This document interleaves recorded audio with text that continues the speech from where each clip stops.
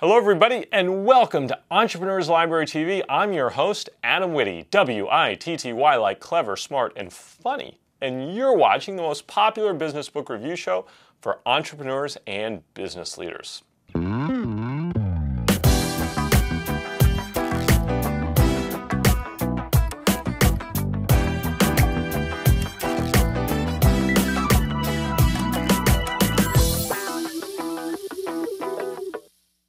Okay, let's talk about the business that you're really in. No, if you're a dentist, you're not in the dental business. If you're a chiropractor, you're not in the chiropractic business. If you manufacture widgets, you're not in the widget business. If you own a hotel, you're not in the hotel business. We're all in the same business. And my guest author, whose book I review today, he makes a fundamental argument. We're all in the same business, and that's the marketing business. We're in the business of marketing our entrepreneurial endeavor, not doing our entrepreneurial endeavor. And before I get started, I've got to say, this is a very special episode of Entrepreneurs Library TV. This is actually the very last episode in my office that you see right here behind me. Next week, our company moves to our brand new 10,000 square foot Advantage Center corporate headquarters, about a mile from our current office, and you will see me in a new and improved set. This is my real office right here at 192 East Bay Street in downtown Charleston, our current home to Advantage Media Group. But next week, like the Jeffersons, we're moving on up. We're taking a nice step forward. We're going to quadruple our size. We're going to have a state-of-the-art facility with a brand new television and video studio and ample room for our clients to come in, collaborate with us, and really have a wonderful experience. It's going to be an office for the ages. And if you're in Charleston, I hope you'll stop by. So a special episode. This is the last time you're going to see this set behind me. But let's get back to business. So the book that I'm reviewing today, The Ultimate Sales Letter: Attract New Customers and Boost Your Sales. The author is Dan Kennedy, a good friend of mine and also a client of ours. We've published some of his other books, but not this one. This book was published in, I believe, it was published in 2006 and republished, it was republished in 2006, published before in 2000, and then also in 1990. So the book is about 21 years old, so it's a timeless classic. Publisher, Adams Media Group, and the book is about 206 pages. So it's a pretty easy read. Now here's what you should know about the book, and here's why it's so important. Copywriting is something that every entrepreneur should have competence in doing. The ability to write compelling and emotional copy so your customers, your prospects will say yes and buy what it is that you have to offer. Okay? Remember, you're a marketer of your thing, not a doer of your thing. And being able to write great copy is part of marketing.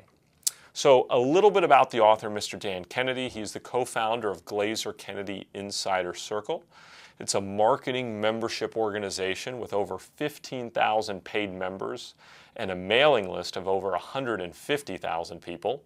He's been nicknamed the Millionaire Maker. He's a private consultant with hundreds of different entrepreneurs, and he's worked in hundreds of different sectors and industries. He's the author of over a dozen books, and a lot of people know Dan because for about 10 years he spoke on the Peter Lowe Success Tour.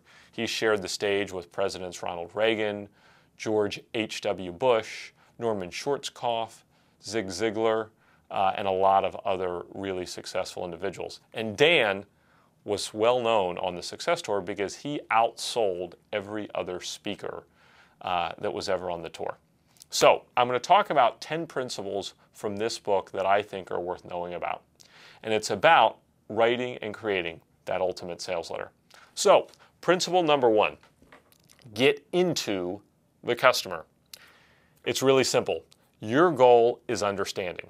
And to persuade someone, to motivate someone, to sell someone, you really need to understand the person. You need to know about their demographics, their psychographics, their geographics. The more you know about your customer, the more into the customer you are, the more compelling and the more successful a sales letter you can write. Principle number 2, get into the offer. You have to know what you're offering and selling sideways, backwards, forwards, and every which way. I'd encourage you to build a list of product or your offers, features, and benefits, and literally create a set of flashcards. So as you're writing this ultimate sales letter, make sure you're constantly looking at all those features and benefits and including it in the copy. Principle number 3, address flaws openly. What the heck does that mean, you're probably thinking? Here's the deal. If you identify the flaws or the drawbacks in your product or service or your offer, it's a big step forward towards making the sale. By acknowledging flaws, by acknowledging mistakes or shortcomings, you actually enhance your own credibility, which makes it more likely that the customer will say yes. Principle number 4, get the sales letter delivered. Okay, you think, well, anybody can get a letter delivered. It's more tough than you think.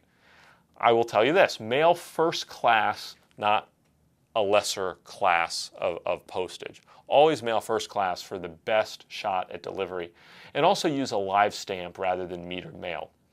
In addition, Dan Kennedy suggests that you design your envelopes with the intention of fooling the postal worker.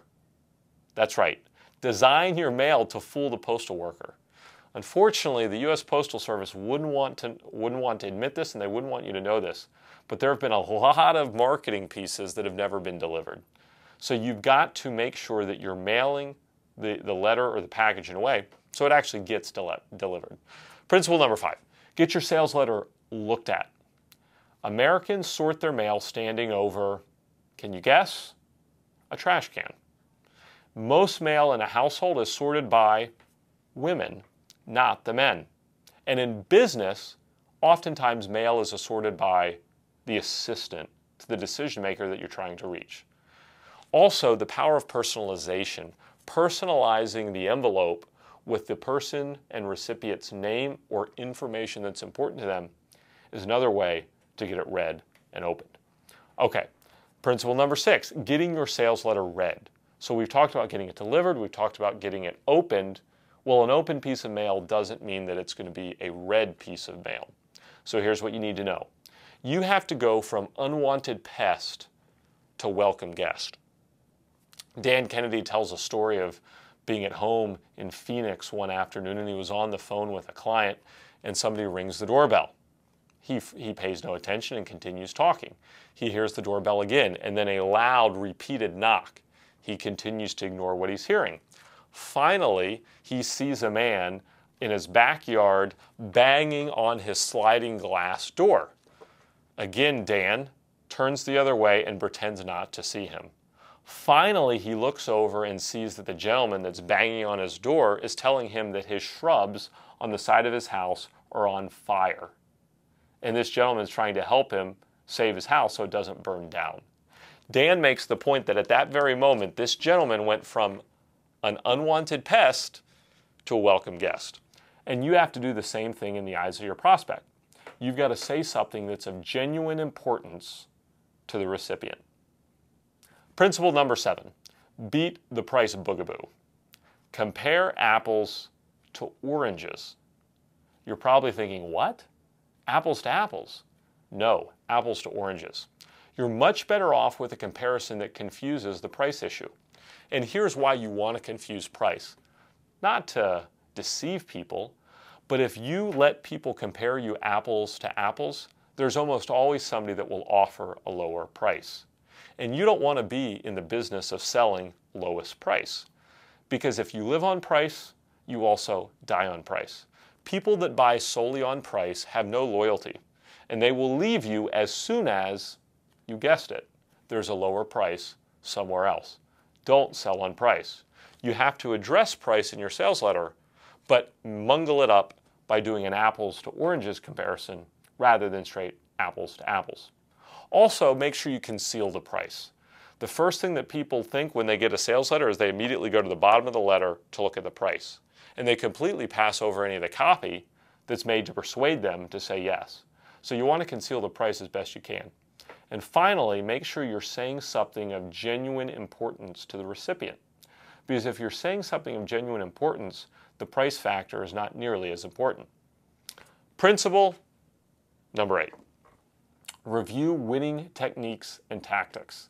Dan Kennedy and many of the great copywriters of this time talk about creating a swipe file.